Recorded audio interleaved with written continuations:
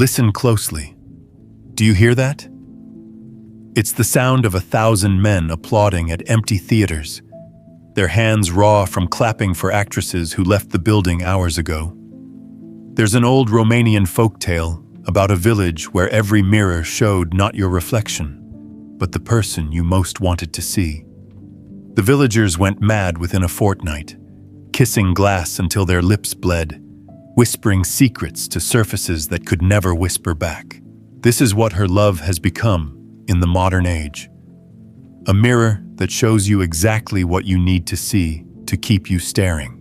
Machiavelli wrote that men are so simple and so ready to obey present necessities. He was talking about politics, but he might as well have been describing the architecture of female desire in our grotesque digital Colosseum. She doesn't love you. She loves the version of you that exists in the 3-second delay between her text and your response, that pathetic scramble in your chest as you craft the perfect reply. She loves the you that exists in potential, never in presence. Picture this.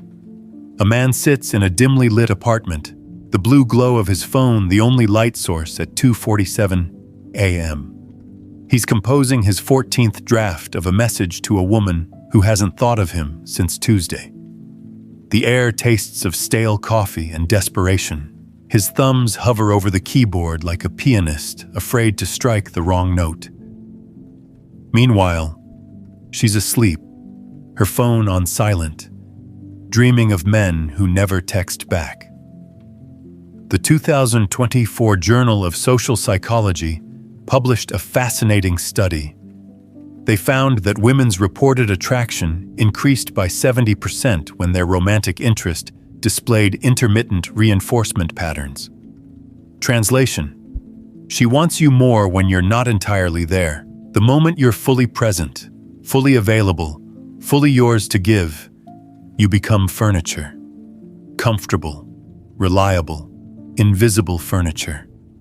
There's something deliciously perverse about this truth, isn't it? Like discovering that the medicine is actually the poison, that the cure requires embracing the disease. Schopenhauer called love the consciousness of the species trying to preserve itself, dressed up in the costume of individual desire. But what happens when the costume becomes more real than the actor wearing it? I once knew a man who kept every text message from a woman who destroyed him.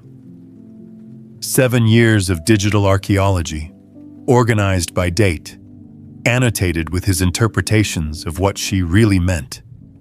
He'd scroll through them like a monk with his sacred texts, finding new meanings in old punctuation marks. She married someone else in year 3. He didn't attend the wedding, but he did send a gift, a first edition of Kierkegaard's Fear and Trembling. She used it as a doorstop. The humid summer evening when he finally deleted those messages, the air was thick enough to swim through. Mosquitoes hummed their blood-drunk symphonies. He said it felt like erasing himself, one conversation at a time. But here's the savage truth. He was never really there in those conversations. He was performing for an audience of one who wasn't watching. You see, her love is not love at all. It's a complex algorithm of validation seeking, security testing, and biological imperatives dressed in the language of romance. She speaks in riddles not because she's mysterious, but because clarity would reveal the mundane machinery behind the magic show. Every I love you comes with invisible footnotes.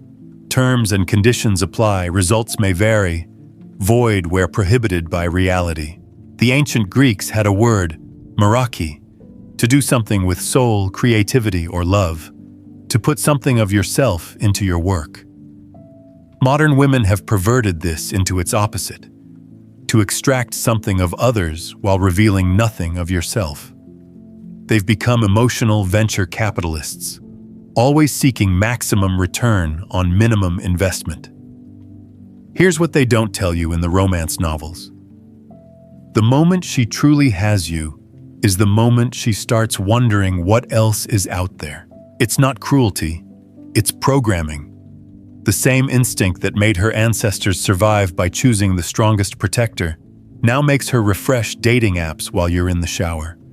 Not because you're inadequate, but because adequacy itself has become inadequate in an age of infinite options. Do you want to know the most grotesque part? You already knew this. Deep in that primitive part of your brain that still remembers when we were just clever apes, you've always known. But you chose the sweet lie over the bitter truth, because the lie at least pretended to care about your feelings. Tell me, when was the last time you were truly yourself with her? Not the performed version, not the carefully curated responses, not the man you think she wants you to be. When did you last speak without calculating the effect of your words? If you can't remember, then you've already lost a game you didn't know you were playing.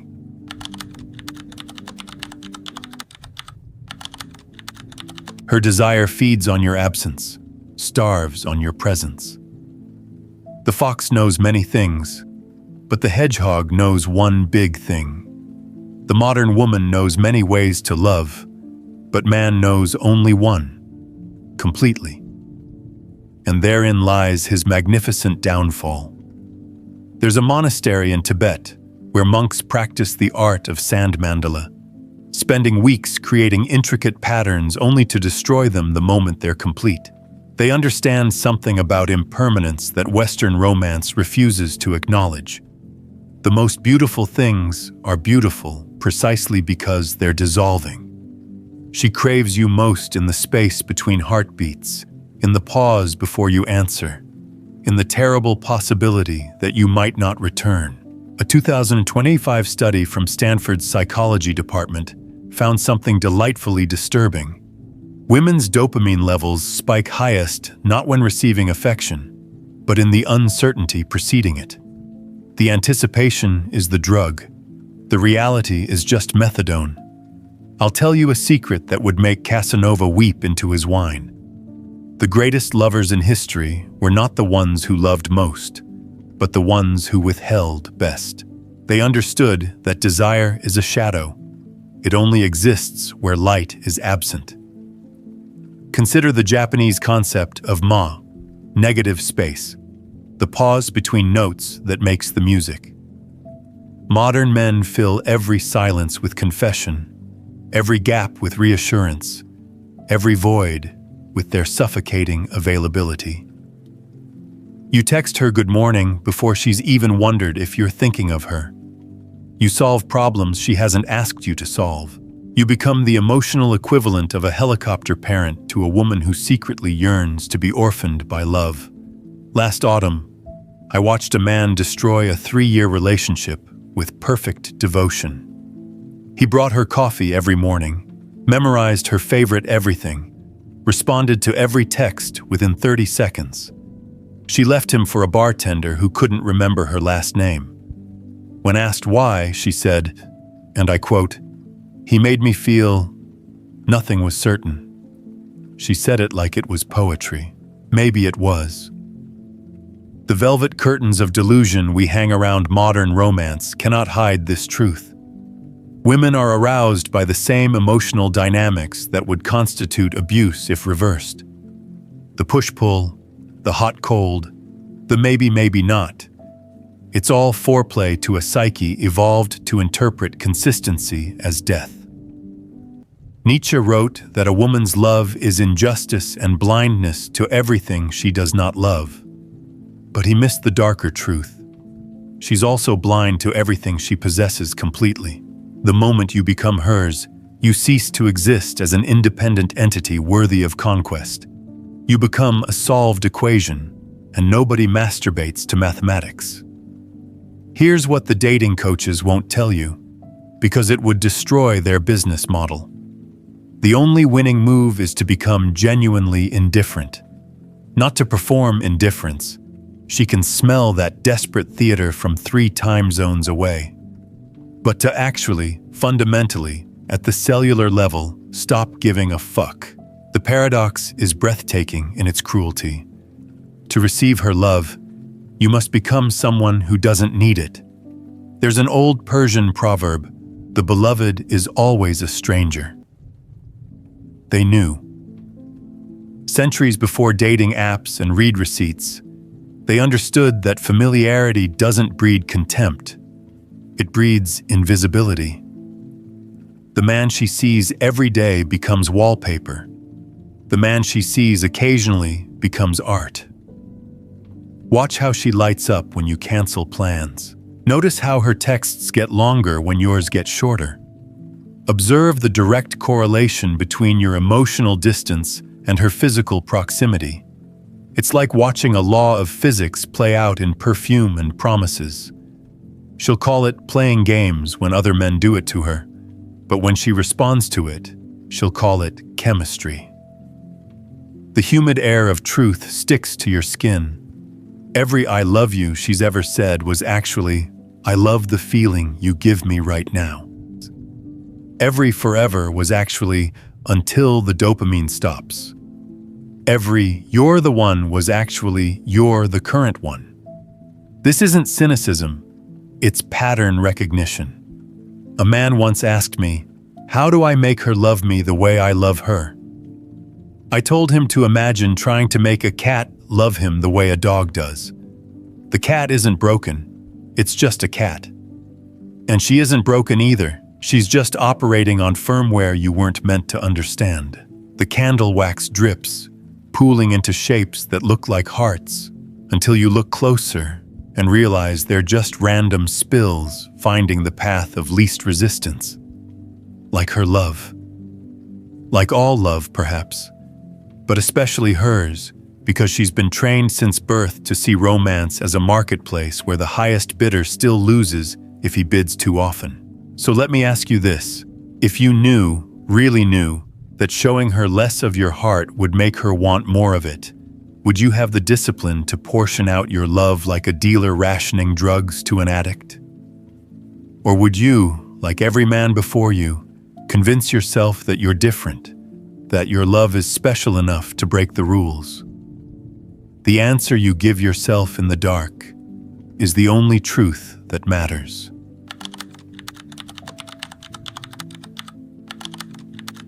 Your wounds are where her light enters and exits.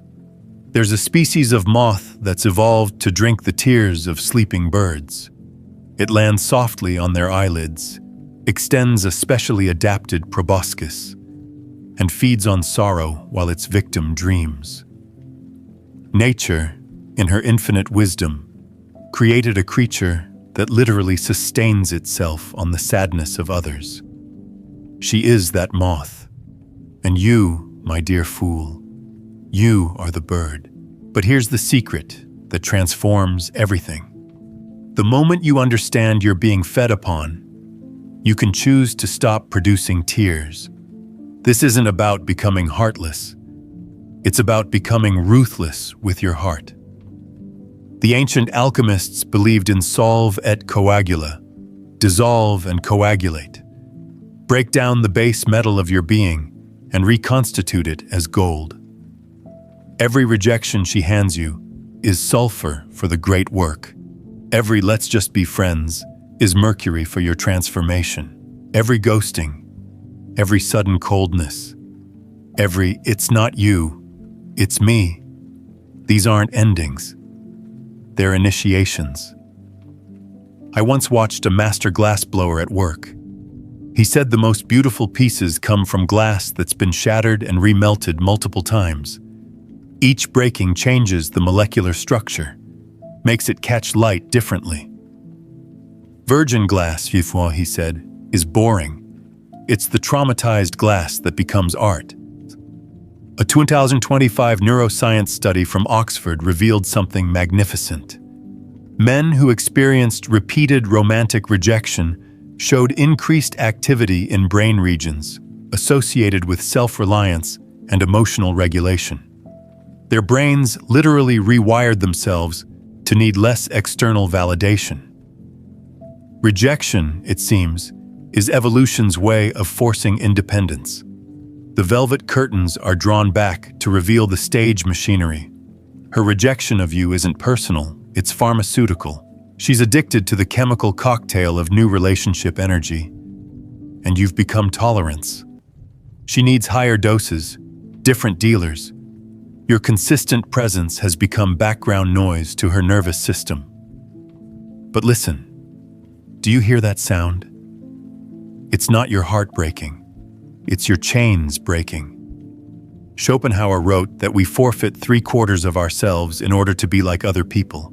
But rejection, real rejection, the kind that makes you question your worth at 3 a.m. while scrolling through her Instagram, that rejection forces you to reclaim those forfeited parts. Not because you want to, but because you have no choice. When she stops reflecting you back to yourself, you're forced to become your own mirror. There's a beautiful violence to genuine indifference born from pain. It's not the performed indifference of the pickup artist or the bitter indifference of the incel.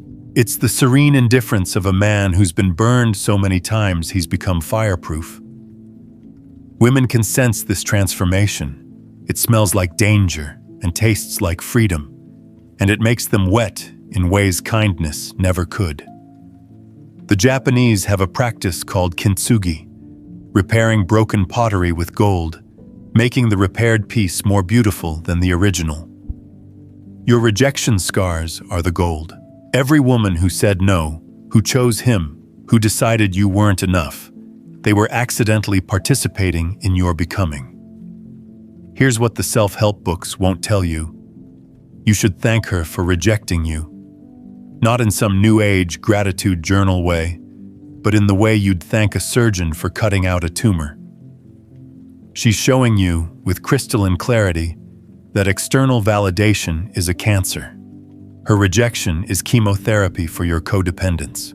In the humid thickness of summer nights, when loneliness feels like drowning in air, remember this: every great man in history was forged in the foundry of female rejection. Tesla, Newton, Kant, they transformed sexual frustration into intellectual revolution. While other men were chasing skirts, they were chasing immortality, and they caught it. The folklore of every culture has a similar character. The rejected suitor who becomes the wizard, the spurned lover who becomes the sage. These aren't cautionary tales about bitterness. They're instruction manuals for transformation. The rejected man has two choices: become pathetic or become powerful. There is no middle ground. Watch what happens when you stop explaining yourself. Notice how she reacts when you don't justify your absence. Observe her confusion when your emotional state no longer depends on her emotional weather. You'll see something flicker in her eyes. Not love, but something more valuable: respect, and maybe, if you're lucky, a little fear. The cracked mirror shows a truth that's both liberating and terrifying. Her rejection of you was the kindest thing she ever did, because it forced you to stop needing her kindness. It taught you that the only reliable source of validation is the man you see in the mirror at 5 a.m., exhausted but unbroken, scarred but not scared. A moth lands on your shoulder as you read this. You could cry and feed it, or you could crush it between your fingers and feel nothing. The choice has always been yours. You just needed enough rejection to realize it. So I'll leave you with this riddle, wrapped in velvet and thorns. If her love was the poison and her rejection was the cure, why do you keep begging to be sick again? What would happen if you finally admitted that you prefer the illness to the health, the wound to the healing, the beautiful lie to the ugly truth? And more importantly, what would happen if you stopped preferring it?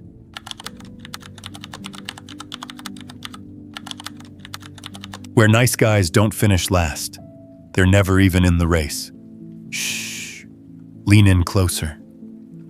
I want to whisper something obscene into your ear. Being good is the most unattractive thing you can do to a woman. Not kind. Kind is different. Good is predictable. Good is safe. Good is the sexual equivalent of a government bond. Stable, reliable, and nobody's fantasy. In medieval folklore, there's a recurring character called the Agathodaimon, a benevolent spirit who brings good fortune and protection. Do you know what happens to him in every single story? He watches from the shadows while the demon gets the girl. Every single time. Our ancestors were trying to tell us something, but we were too busy believing in justice to listen. The graveyard of good men stretches for miles beneath every city, invisible tombstones marking where decent souls came to die of confusion. But I did everything right, they whisper to therapists who nod sympathetically while billing by the hour. I listened. I cared. I was there for her. Yes, you were there for her. Like a couch is there for her. Like a tampon is there for her. Useful. Necessary. Utterly unfuckable. Here's what Schopenhauer understood that modern men refuse to accept. Sexual selection has nothing to do with morality. The genes don't care about your poetry or your promises. They care about indicators of genetic fitness. And in our twisted epoch, being good signals the opposite. It signals weakness, desperation, a fundamental misunderstanding of the game.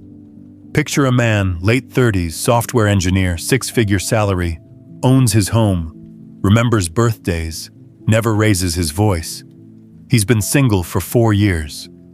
Now picture another man, bartender, sleeps on a mattress on the floor, has 3 DUIs and a cocaine habit, texts her only after midnight. Guess which one she's thinking about while the vibrator buzzes. If you guessed the good man, you're adorable. Wrong, but adorable. The 2024 Behavioral Psychology Review published a paper that should have started riots in the streets. Women consistently reported higher arousal to descriptions of men with dark triad personality traits, narcissism, Machiavellianism, and psychopathy, even when explicitly told these men would hurt them. The researchers called it paradoxical attraction. I call it Thursday. You want to know something that would make your grandmother faint? Women aren't attracted to men who respect them too much. Respect is what you give to authority figures and elderly relatives, not to someone you want to fuck against a wall. The moment you place her on a pedestal, you've announced that you're beneath her. And nobody wants to fuck down. That's charity work. There's a brutal honesty in observing how she describes the men who destroyed her versus the men who adored her. The destroyers get novels. He was complicated, mysterious. I never knew what he was thinking. God, the way he looked at me. The adorers get footnotes. Yeah, he was nice. Nice. That word is a coffin nail. It's what you call someone when you can't think of anything interesting to say about them. It's the participation trophy of personality traits. When she says you're nice, she's already composing your eulogy as a romantic prospect. In the candlelight of truth, shadows dance like lovers who'll never touch. The good man's curse is that he actually believes the lies women tell themselves about what they want. He listens when she says she wants someone stable, caring, emotionally available. He becomes that. Then he watches her leave with someone who embodies none of those qualities, but makes her feel something the good man never could, alive in her own skin. I knew a woman who kept a journal of every man who ever loved her properly. She wrote their names in careful cursive, noted their best qualities, their sweetest gestures. She called it her Book of Ghosts because they were all dead to her romantically. Meanwhile, her phone was full of 3 a.m. texts from men who couldn't spell her name right, but could make her orgasm from anticipation alone. The cracked mirror of modern dating reflects a truth too ugly for hashtags. Women's liberation didn't free them from wanting dangerous men. It freed them to admit it. The only difference between your grandmother and the girl matching with felons on Tinder is that your grandmother had to pretend she didn't want it. Here's what makes it exquisite in its horror. The good men aren't just losing. They're being punished for qualities that society told them would be rewarded.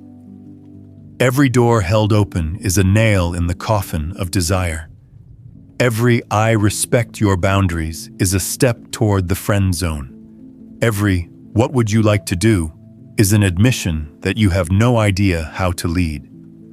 Kierkegaard wrote about the sickness unto death, the despair that comes from being unable to be oneself. But there's a worse sickness, the despair of being exactly what you were told to be, and discovering it repulses the very people who demanded it. The summer evening when you finally understand this, the air will taste like copper pennies and regret. The mosquitoes will sound like tiny violins playing your funeral march. You'll realize that every woman who said, "I wish I could find a guy like you," meant, "I wish I could find a guy like you who I actually wanted to fuck." Here's my question for you, delivered like a knife between ribs. How many years of your life have you wasted being good instead of being real? How many times have you bitten your tongue when you should have bitten her lip? How many nights have you gone to bed alone, comforted only by your principles, while she's in bed with someone who has none? The graveyard of good men has space for one more. The question is whether you'll lie down in it or burn it to the ground.